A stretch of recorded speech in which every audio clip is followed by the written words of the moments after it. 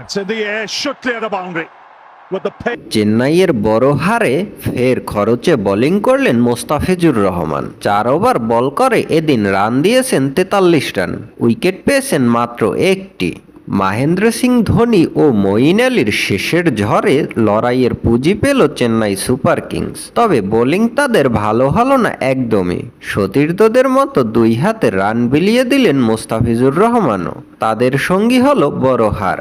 176 রানের পুঁজি নিয়ে লখনৌ সুপার জায়ান্টের বিপক্ষে পাত্তাই পেল না চেন্নাই। আইপিএলের 5 বারের চ্যাম্পিয়নদের শুক্রবার লখনৌ 8 উইকেটে হারালো 1 ওভার বাকি থাকতেই।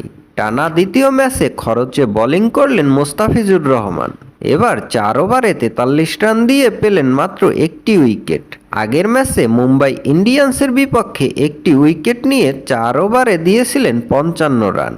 চলতি আসরে সব মিলিয়ে 6 ম্যাচে মোস্তাফিজের উইকেট হলো 11টি। তার চেয়ে বেশি উইকেট আছে আর 3 জনের।